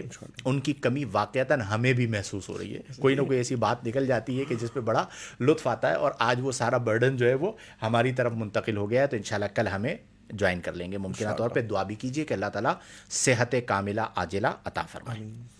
مصطفیٰ رضا صاحب کہتے ہیں مفتی صاحب آپ اور مفتی عثمان صاحب نے جو پرسوں گفتگو کی وائرل ویڈیو پر, کیا موضوع تھا ہمارا؟ سوشل میڈیا کا مثبت یا منفی استعمال. اس پہ ہم نے وائرل جو ہونے کے لیے کیا جاتا ہے سوشل میڈیا پہ بات کی ہوگی. اور ابھی معاف کرنے پر بہت کچھ سیکھنے کو ملا. اللہ تعالیٰ دونوں کو سلامت رکھے. الہی آمین ثم آمین. شمس ماشاء اللہ لکھ رہا ہے بھائی, اپنا شمس ہے. ہمارے پاس 2 بندے ہیں, ایک جنیجو اور ایک شمس, یہ دونوں ساتھی ہوتے ہیں ماشاء اللہ, بڑے قریبی ہیں. شیخ حسنین احمد صاحب, مفتی صاحب چلے میں پڑھ دیتا ہوں پھر اس کا جواب میں ہی دیتا ہوں. ایران کے حوالے سے سوال ہے کہ ایک مسلمان ملک یہود کے ساتھ جنگ لڑ رہا ہے, اس کے لیے کسی بھی مسجد میں کوئی دعا وغیرہ نہیں دیکھنے کو ملی. اس کو دیکھ کر کافی دکھ ہوا کہ امامت کیا ہے, امت بہت بٹی ہوئی ہے. دیکھیں میں اس پہ آپ کو عرض کر دیتا ہوں، بہت سارے لوگوں نے یہ سوال کیا. کچھ ایسے موضوعات ہوتے ہیں جن پر میں ارادتاً نہیں بولتا. اس کی وجہ کیا ہوتی ہے کہ میرا ایک مزاج 2 اور 2 کتنے ہوتے ہیں؟ 4. اور جب میں 2 اور 2 4 والے انداز میں بولتا ہوں نا تو بہت سارے لوگوں کو میری بات ہضم نہیں ہوتی، اور پھر فائدہ ہونے کے بجائے نقصان ہوتا ہے، معاشرے کے اندر انتشار آتا ہے، اور اس انتشار کی وجہ سے میں کئی بار ایسے بیسیوں موضوعات آتے ہیں جن پر میں بات نہیں کرتا. ایران اور اسرائیل، اس میں کوئی دو رائے نہیں ہے کہ اسرائیل نے ظلم کیا. اسرائیل نے جو قتل و غارت گری کی اس کی پرزور الفاظ میں مذمت کرتے ہیں. اس میں بچے بھی شہید ہوئے، بوڑھے بھی شہید ہوئے، اور جو ہے وہ بہت سارے لوگ جو ہے وہ انتقال کر گئے. اب یہ ایک اور بحث ہے، شہادت اور غیر شہادت. اس میں کوئی دو رائے نہیں ہے کہ ہمارے معاشرے میں مسلکی اختلاف موجود ہے. بالکل واضح طور پر بریلوی، دیوبندی، شیعہ، ہمارا تعلق اہل سنت و جماعت بریلوی مسلک سے ہے، اور ہمارا نظریاتی طور پر دیگر مسالک کے ساتھ اختلاف ہے. اس میں کوئی چھپی ہوئی بات نہیں ہے، کوئی دو رائے نہیں ہے. اور وہ اختلاف ذاتیات کی بنا پر نہیں ہے، وہ اختلاف اصول کی بنیاد پر ہے اور اصل کی بنیاد پر ہے. اور وہ اس کی اصل جو ہے وہ صحابہ کرام رضی اللہ عنہم اور امہات المؤمنین کے حوالے سے ہے. اب یہ جو بحث ہمارے ہاں ہے کہ جو ہے وہ اس کی مذمت کی جائے یا نہ کی جائے، جو لوگ انتقال کر گئے، تو مذمت تو تمام لوگ کر رہے ہیں. یعنی مجھے نہیں لگتا کہ شاید ہی کوئی ایسا بندہ ہو کسی بھی مسلک کا جس نے مذمت نہ کی ہو. اور اس معاملے میں کوئی ایسا نہیں ہے کہ جو اسرائیل کے ساتھ کھڑا ہوا ہے. ٹھیک ہے، اسرائیل اس نے جو فلسطین میں کیا ہے، کون ہوگا جو اسرائیل کے ساتھ اس معاملے کے اندر کھڑا ہو؟ باقی جو عمومی طور پر دعاؤں کی بات ہے تو آپ جانتے ہیں کہ مختلف مسالک کی مساجد ہیں. ٹھیک ہے، تو مسالک کے فرق کی وجہ سے ان چیزوں کو بعض لوگ اس چیز پر گفتگو بھی نہیں کرتے، کلام بھی نہیں کرتے، اور مذمت جو ہے وہ کرتے ہیں، اور ضرور کرنی چاہیے. باقی جو اختلافات ہیں وہ ذاتی اختلافات نہیں ہیں، وہ ناموس صحابہ کرام رضی اللہ عنہم کے حوالے سے ہیں، ناموس امہات المؤمنین کے حوالے سے ہے. لیکن اس موقع پر ان اختلافات کو بھی بنیاد بنانا بالکل غلط ہے. سوشل میڈیا پر میں یہ تماشا دیکھ رہا تھا، کچھ دنوں سے چل رہا تھا کہ طرح طرح کی گفتگو کی جا رہی تھی، اور جنہوں نے مذمت کی، ٹھیک ہے، اب جو لفظ شہادت ہے وہ کوئی استعمال نہیں کرتا، نہ کرے، بالکل درست بات ہے، اس کا حق ہے. لیکن کوئی مذمت کر رہا ہے تو اس مذمت کرنے والے کو بھی رگڑا لگا دینا، اس کے ساتھ بدماشی کرنا، اس کو برا بھلا کہنا، اس کے اوپر تنقید کرنا، کیا یہ موقع ہے کہ اس موقع پر آپ ان اختلافات کو بنیاد بنا کر ایک ظالم کو سپورٹ کریں؟ ٹھیک ہے، تو اس لیے جو ہوا وہ غلط ہوا. اب انٹرنیشنلی بہت ساری ایسی چیزیں ہو رہی ہوتی ہیں کہ ہمیں درست معلومات بھی نہیں ہوتی. اب آپ دیکھیں جو اس وقت گلف کی صورتحال ہے وہ ہمارے سامنے ہے، وہ صورتحال ہمارے سامنے ہے، اور آپس میں مسلمان جو ہیں وہ 10 بغیرباں ہوئے ہیں، اور ان موضوعات کو زیر بحث لائے ہوئے ہیں جن موضوعات کو زیر بحث نہیں لانا چاہیے. تو میں اس بات سے تو آپ کی بالکل اتفاق کرتا ہوں کہ ہمارے معاشرے میں امت بٹی ہوئی ہے. میں اب آپ کو یہ کہوں کہ امت نہیں بٹی ہوئی، آئی کانٹ سے، میں یہ نہیں کہہ سکتا. اس کے بہت سارے اسباب ہیں، بہت ساری وجوہات ہیں، لیکن بہرحال اسرائیل نے جو کیا وہ ظلم ہے، اس کے ظلم ہونے میں کوئی دو رائے نہیں ہے. اور اس طرح کسی بھی ملک میں آپ رجیم چینج کرنے کے لیے اس طرح کے اقدامات کریں گے تو اس کے الٹیمیٹ جو نقصانات ہوں گے، اس وقت آپ دیکھ لیجئے پوری دنیا میں یہ بات ہو رہی ہے کہ کہیں تیسری عالمی جنگ نہ چھڑ جائے. ٹھیک ہے، اور کس کس ملک کی رجیم کو چینج کریں گے. بہرحال ہمارے اپنے بہت سارے ایسے معاملات ہیں کہ جن کی بنا پر اس طرح کی چیزیں ہو رہی ہیں. جو ہمارے مسلم حکمران ہیں مسلم کنٹریز کے، وہ بھی جو حق ادا کرنا چاہیے اپنی اپنی حکومت کا یا اپنے منصب کا، وہ حق ادا نہیں کیا جا رہا. فلسطین کے اندر جو ظلم ہوا ہے وہ محتاج بیان نہیں ہے، نسلیں ختم ہو گئی. ابھی اس دن مجھے ایک رپورٹ میری نظروں سے گزری کہ جہاں پر پتہ نہیں کتنی ایک تعداد بیان کی گئی تھی کہ لوگوں کے اجسام جو ہے وہ محلول میں تبدیل ہو گئے. جسم ہی جو ہے وہ سلامتی کے ساتھ نہیں ملا. تو یہ ساری چیزیں ہیں کہ جو مظالم جو ہیں وہ اسرائیل کے ساتھ ہیں اور اسرائیل کی وجہ سے ہیں, اور یہ ساری چیزیں اس سبب سے ہو رہی ہیں. بہرحال میں آخر میں یہ ضرور کہوں گا کہ اللہ تعالی ہمارے احوال پر رحم فرمائے. اللہم آمین. ابھی ایک ویڈیو مجھے کسی نے بھیجی, رضا صاحب کے مصطفی صاحب کا خطاب ہے, کسی نے اس کا پورا پوسٹ مارٹم کر دیا ہمارے مکتبہ فکر سے. اب وہ کس پیرائے میں گفتگو کر رہے تھے اسے نظر انداز کر دیا گیا, اور آ کے اس کے اوپر پورا ایک جو ہے وہ کلپ تیار کر دیا کہ جی کیا آپ نظریاتی طور, بھائی کوئی نظریاتی طور پر سپورٹ نہیں کرتا. آپ سیاق و سباق تو سمجھا کریں کہ اس وقت دنیا میں چل رہا کیا ہوتا ہے. کیا ہے کہ چند ایسے لوگ ہوتے ہیں جن کا عجیب و غریب مزاج ہوتا ہے اور یہ آ کے بیٹھ جاتے ہیں اور پھر اس طرح کی باتیں کرتے ہیں. تو اس لیے اختلافات اپنی جگہ پہ ڈنکے کی چوٹ پر کہ بھئی یہ ہمارا اختلاف ہے, لیکن اس وقت انٹرنیشنلی جو صورتحال ہے اس کو بھی آپ کو سمجھنا ضروری ہے. اس موقع پر کوئی بھی اسرائیل کو سپورٹ, اور پاکستان نے تو آفیشیلی باقاعدہ اناؤنس کیا ہے کہ یہ جو حملہ کیا گیا ہے یہ بالکل غلط ہے, اس طرح نہیں ہونا چاہیے. اللہ تعالیٰ بس آپ یہ دعا کیا کیجئے کہ ہمارے احوال پر رحم فرمائے. اچھا جی, فوزیہ صدیقی صاحبہ ہیں. السلام علیکم مفتی صاحب, اگر ایک شخص نے ہمارے ساتھ برا کیا اور ہمیں دکھ دیا پر ہم اس سے دور نہیں ہو پاتے کیونکہ اس کا ملنا جلنا اکثر ہوتا ہے, ایسے لوگوں سے کیسے ڈیل کریں؟ اگر اچھی طرح ملیں لیکن دل میں خوشی نہیں ہو تو یہ منافقت نہیں ہوگی؟ دیکھیے بات یہ ہے کہ جس فرد سے آپ کو بار بار ضرر ملتا ہے تو ظاہر سی بات ہے کہ فطری تقاضا یہ ہے کہ دل میں اس کے لیے اچھے جذبات نہیں رہ سکتے. اب اس کے بعد اگر آپ اس سے قطع تعلق نہیں کرتے, اللہ تعالیٰ کی رضا کے لیے اس سے اچھی بات کرتے ہیں اور مطلب آپ کوشش کرتے ہیں کہ ظاہری تعلقات ختم نہ ہوں, تو یہ ایک اچھی ایفرٹ ہے, اور اس میں رضا الہی اگر پیش نظر ہو تو یقیناً ثواب بھی مرتب ہوگا. باقی رہا مسئلہ کہ دل کے اندر جو اس کے کردار کی وجہ سے مطلب سمجھ لیں کہ دوری موجود ہے, تو یہ تو منافقت نہیں ہے, یہ تو فطرت کا تقاضا ہے. اور اس میں یہ ہے کہ جہاں تک ممکن ہو سکے اگر کوئی ایسا راستہ ہو جس میں اس تلخی کو جو دل کے اندر موجود ہے کور کیا جا سکتا ہو تو اس کی طرف بھی کچھ نہ کچھ اقدامات کرنے چاہیے. بہرحال شرعی طور پر کوئی قابل گرفت پہلو اس میں نہیں نکلتا. چلیں جی, اللہ تعالیٰ ہم سب کو توفیق عمل عطا فرمائے. ڈیلنگ آنی چاہیے, ڈیلنگ آنی چاہیے. سب سے امپورٹنٹ یہ ہے کہ اگر آپ کو لوگوں کو ڈیل کرنا آ جائے تو پھر آپ بہت اچھی طرح ڈیل کر سکتے ہیں. وہ ایک غالباً حدیث بھی ہے, آقا کریم صلی اللہ علیہ وسلم نے فرمایا کہ اجلس الناس منازلہم, یعنی لوگوں کو ان کے درجے کے مطابق مقام دو. تو جس کا جو درجہ ہے اس کے مطابق کریں.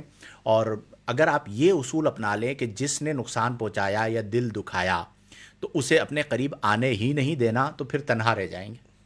بچوں نے بھی دل دکھایا ہوا ہوتا ہے, تو زندگی کا حصہ ہے, آپ انہیں پیار محبت کے ساتھ لے کر چلیے تو انشاءاللہ بہتر ہوگا. السلام علیکم مفتی صاحب. انس نسیم صاحب ہیں, سوال عرض ہے کہ صوفیہ کے طرق متعدد کیوں ہیں؟ دیکھیں, عقائد کے اعتبار سے صوفیہ کے طرق متعدد نہیں ہوتے, یہ یاد رکھیے گا. روحانیت کے اعتبار سے جیسے سلسلہ نقش بند ہے, سلسلہ سہرورد ہے, سلسلہ رفاعیہ ہے, سلسلہ شاذلیہ ہے, قادریہ ہے, اور بہت سارے سلاسل ہیں. ان کے جو سرخیل تھے یا اس سلسلے کے جو بانی افراد تھے, ان کے روحانی اپنے اپنے مشاہدات تھے. ان میں سے کسی نے ذکر خفی کو اختیار کیا, کسی نے ذکر جلی کو اختیار کیا, کسی نے مراقبہ پر بہت زور دیا, کسی نے مشاہدہ پر بہت زور دیا. تو یوں ان کے طریقے مختلف ہوئے. اسے آپ یوں کہہ سکتے ہیں کہ نہریں مختلف ہوئیں, یہ سب جا کر ایک ہی سمندر میں گرتی ہیں. تو یہ اختلاف کوئی نظریاتی اختلاف نہیں ہوتا, کوئی مطلب ایک دوسرے کو رد کر دینے والا اختلاف نہیں ہوتا. یہ روحانیت کے طریقوں کے اعتبار سے, تو اس اعتبار سے ان کے سلاسل یا ان کے طرق جو ہے وہ مختلف ہو گئے. نقشبندیوں کا اپنا طریقہ, سہروردیوں کا اپنا طریقہ, شاذلیوں کا اپنا طریقہ, لیکن شرع مطہرہ میں سب ایک طریق پر ہیں. ٹھیک ہے.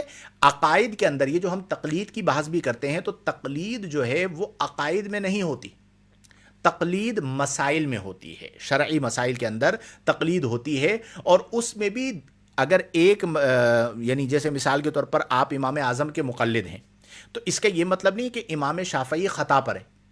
اگر کوئی دلیل کے ساتھ امام شافعی کی تقلید کرتا ہے یعنی وہ شوافع میں سے ہے تو وہ رفع دین کرتا ہے، اس کا رفع دین کرنا حق، اور ہم ترک رفع دین کرتے ہیں، ہمارا ترک رفع دین کرنا حق۔ دونوں طرح کے ادلہ موجود ہیں۔ اب جیسے ہم روحانی طور پر قادری، لیکن حضرت حضور سیدنا شیخ عبد القادر جیلانی رضی اللہ تعالی عنہ فقہی طور پر حنبلی، ٹھیک ہے، اب وہ حنبلی ہونے کی بنا پر رفع دین کرتے تھے۔ اب کئی لوگ کہتے ہیں بھئی آپ لوگ قادری ہو تو رفع دین کیوں نہیں کرتے؟ بھائی ہم روحانیت میں قادری ہیں اور فقہ کے اندر ہم حنفی ہیں، تو وہ جو روحانی فیض ہے وہ حضور سیدنا شیخ عبد القادر جیلانی رضی اللہ عنہ سے حاصل ہو رہا ہے، تو اس کے بہت سارے اسباب تھے۔ مزید انشاءاللہ الجلیل پھر موقع ملا تو ہم اس پر گفتگو کریں گے۔ آخری ایک دو سوالات ہیں وہ شامل کر لیتے ہیں۔ نور ایمان صاحبہ ہیں بہن، سلام، جیسے آپ نے فرمایا کہ آپ خانقاہ بنا رہے ہیں، میں نے نہیں، آپ نے فرمایا تھا، چلے یہ آج کل ہمیں بھی ترغیب دے رہے ہیں خانقاہ بنانے کی، تو کیا آن لائن بھی کوئی صورت ہوگی دور والوں کے لیے؟ بتاؤ بھائی۔ فیض کے لیے آن لائن اور آن سائٹ کی کوئی کنڈیشن نہیں ہوتی۔ یس، سیدی غوث اعظم رضی اللہ تعالی عنہ کا مزار بغداد میں اور فیض دے کے الحمدللہ مل رہا ہے، تو اسی طریقے سے انشاءاللہ یہ سلسلے بھی ہوں گے، جو وظائف ہیں یا جو مطلب ایکٹیویٹیز ہیں، اور جہاں سے آپ یہ کہہ رہے ہیں دور والے، ہو سکتا ہے ایک مرکز وہاں پر بھی ہو۔ بالکل ایسا ہی ہے انشاءاللہ الجلیل۔ بس آپ لوگ یہ دعا کیا کریں کہ اللہ اخلاص کے ساتھ توفیق عمل عطا فرمائے۔ ارادہ انسان کرتا ہے، اور کوشش یہ ہونی چاہیے کہ ہم اپنی زندگی کے اندر اچھے انداز کے اندر خدمت دین کرنے میں کامیاب ہو جائیں۔ لیکن بہرحال آج اس بات کی ضرورت ہے کہ خانقاہوں کی نشأت ثانیہ ہو۔ اب جو پہلے خانقاہوں کا نظام ہوا کرتا تھا وہ آج ہمارے معاشرے میں بڑی بڑی خانقاہوں میں نظر نہیں آتا۔ صفائے قلب، اللہ کا ذکر، روحانیت، دروس روحانیت، مراقبہ، مشاہدہ وغیرہ وغیرہ، ان تمام چیزوں میں توجہ ہونی چاہیے۔ تو انشاءاللہ جب بھی توفیق ملے گی تو ہم اس پر گفتگو یا اس حوالے سے کوئی نہ کوئی اقدام کریں گے۔ مدثر فضلانی صاحب، السلام علیکم ورحمۃ اللہ وبرکاتہ۔ مفتی صاحب یہ شعر پڑھنا کیسا ہے؟ یہ کون آیا کہ استقبال میں سب انبیاء اٹھے، نہ بیٹھے گا کوئی جب تک نہ بیٹھے گا کوئی جب تک نہ فاطمہ بیٹھے۔ شعر لکھنے میں انہوں نے غلطی کر دی ہے۔ دیکھیں یہ مجھے بالکل عوامی شعر لگ رہا ہے، کوئی مستند شعر نہیں ہے، اور حضرت سیدہ کائنات فاطمہ الزہرا رضی اللہ تعالی عنہا کا مقام بہت بلند و بالا ہے، لیکن انبیاء کے بعد یہ یاد رکھیں کہ ہمارا یہ عقیدہ ہے کہ انبیاء کا مقام غیر نبی پر فائق ہے۔ تو ہمارے یہاں کسی بھی غیر نبی کو، چاہے وہ حضرت سیدہ کائنات کی ذات ہو، چاہے وہ سیدنا صدیق اکبر رضی اللہ عنہ کی ذات ہو، انہیں کسی نبی پر فوقیت نہیں دی جاتی۔ تو اب اس شعر کے اندر اس طرف اشارہ ہے، اور اسی طرح کے جو اشعار ہوتے ہیں وہ پھر فتنے اور تفرقے کا سبب بنتے ہیں۔ تو میرا مشورہ یہ ہے کہ اس کو بالکل بھی آپ نہ آگے بیان کریں اور نہ ہی جو ہے وہ اسے پڑھا جائے۔ ماریا بہن کا سوال ہے، درس نظامی کے استاد کو کیسا ہونا چاہیے؟ استاد بتائیے۔ بات یہ ہے کہ استاد کو کیسا ہونا چاہیے، اس کے تو بہت سارے اوصاف ہیں، لیکن اگر ایک استاد نیک سیرت ہو، اپنے علم کا مطلب علم اس کا پختہ ہو، اور جس فن کو وہ سکھا رہا ہے اپنی تمام تر صلاحیتوں کے ساتھ بہترین انداز میں وہ طلباء کو منتقل کرے، اور اس کے بعد اہتمام کرے کہ طلباء اس میں ایکسپرٹ ہو جائیں، وہ آگے سکھانے کی صلاحیت رکھتے ہوں، تو ایسا استاد اللہ کی نعمت ہے۔ بالکل ایسا ہی ہے، استاد کو استاد ہونا چاہیے، ٹھیک ہے۔ استاد ہونے کا مطلب کیا ہے کہ وہ واقعتاً مربی ہو، تربیت کرے، اور تربیت بھی ایسی کرے کہ پتہ چلے کہ فلاں کا تربیت یافتہ۔ کیا بات ہے۔ آج کل ایسے لوگوں کی تھوڑی سی کمی ہو گئی ہے۔ ابھی ہم نے اس پہ بات کرنی تھی، بیچ میں میرے ذہن میں ایک بات آئی تھی، پھر بات کریں گے کہ یہ جو ہم رشتوں کی بات کر رہے ہیں، ایک رشتہ ہوتا ہے عقیدت کا رشتہ۔ اب استاد اور شاگرد کا جو رشتہ ہے یہ عقیدت کا رشتہ ہے، پیر اور مرید کا جو رشتہ ہے یہ عقیدت کا رشتہ ہے، اور المیہ یہ ہے کہ اس رشتے کو یعنی عقیدت کو بیچا جاتا ہے اور اس سے ناجائز فائدے اٹھائے جاتے ہیں۔ میرے پاس ایسے کیسز ہیں کہ جہاں پر درس نظامی کے استادوں نے اپنے شاگردوں کی عقیدت کا ناجائز فائدہ اٹھایا، اور ایک کیس ایسا ہے کہ جہاں پر درس نظامی کی معلمہ نے اپنی شاگردہ کو نفسیاتی بنا دیا، اللہ ہاسپٹلائز کروا دیا ہے، یعنی اس کو اتنا عقیدت کی بنا پر ٹارچر کیا کہ وہ بیمار ہو کر اس کی جو شاگردہ تھی وہ ہاسپٹلائزڈ ہو گئی، موت کے منہ میں پہنچ گئی. کس کا غلط استعمال کیا؟ عقیدت کا، یعنی باقاعدہ بلیک میل کرنا وغیرہ وغیرہ. تو یہ استادی اور شاگردی کے معاملات میں بھی ہوتا ہے کہ بعض اوقات وہ جو عقیدت ہے اس عقیدت کا مس یوز کرتے ہیں، اور میں اس کو بالکل غلط سمجھتا ہوں کہ between teacher and student holy relationship, مقدس رشتہ ہے، تو آپ اس کے تقدس کو پامال نہ کریں، جانبین سے ہونا چاہیے. البتہ با اخلاق ہونا استاد کا، با کردار ہونا، راسخ العلم ہونا، براڈ مائنڈڈ ہونا، وسیع الظرف ہونا، وسیع القلب ہونا، صوفی باصفا ہونا، یہ وہ تمام شرائط ہیں یا یہ وہ تمام چیزیں ہیں جو استاد میں ہوں گی تو انشاءاللہ شاگردوں میں منتقل ہوں گی. اللہ تعالی ہم سب کو توفیق عمل عطا فرمائے. ارشد رضا عطاری صاحب، مفتی صاحب برائے کرم، عید کے بعد بھی مفتی عثمان صاحب اور مفتی معاذ صاحب کے ساتھ پروگرام ہونے چاہیے اگر ممکن ہو تو. انشاءاللہ الجلیل میں نے یہ کہا بھی ہے، ہماری بات بھی ہوئی ہے کہ بعد عید ہم کوئی ایسا سلسلہ رکھیں گے کہ یا تو جو میں لائیو کرتا ہوں ہر منگل کو، رات کتنے بجے سے کتنے بجے تک کرتے تھے ہم لوگ؟ 10 سے 11 یا 11 سے 12؟ 10 سے 11 کرتے تھے نا. 10 سے 11 جو ہمارا لائیو ہوتا ہے اس میں ہم کوئی ایسا سیٹ اپ کر لیں، یا ونس ان اے ویک کوئی ہم ایسا پروگرام شروع کریں کہ جس میں یہ احباب بھی موجود ہوں اور ہم اس سلسلے کو غیر رمضان میں بھی شامل رکھیں. کچھ سوالات رہ گئے ہیں، انشاءاللہ الجلیل وقت مقررہ پر ان کے جوابات شامل کر لیے جائیں گے. واٹس ایپ پہ جو آپ سوالات بھیجتے ہیں، ایک کامنٹ شروع میں آیا تھا ابھی میری نظروں سے ہٹ گیا کہ جی آپ واٹس ایپ پہ جوابات کیوں نہیں دیتے. تو مسئلہ یہ ہوتا ہے کہ دیکھیں واٹس ایپ کا پرابلم یہ ہے کہ وہ نمبر بہت عام ہے 0310 والا، اتنے سوالات آئے ہوئے ہوتے ہیں کہ جب ہم اسے کھولتے ہیں نا تو 25-30 سوالات ایک ساتھ پھر آ جاتے ہیں، تو کئی سوالات تو نیچے چلے جاتے ہیں. اب وہ 1 بائی 1 ان کے جوابات دیے جا رہے ہوتے ہیں تو وہ کچھ ٹائم لگ جاتا ہے لیکن جواب ملتا ضرور ہے. تو آپ سوال ارسال کر دیا کیجئے اور وقت مقررہ پر اس کا جواب مل جائے گا. اور بالفرض نہ ملے تو غصہ کرنے کی کوئی حاجت نہیں ہے.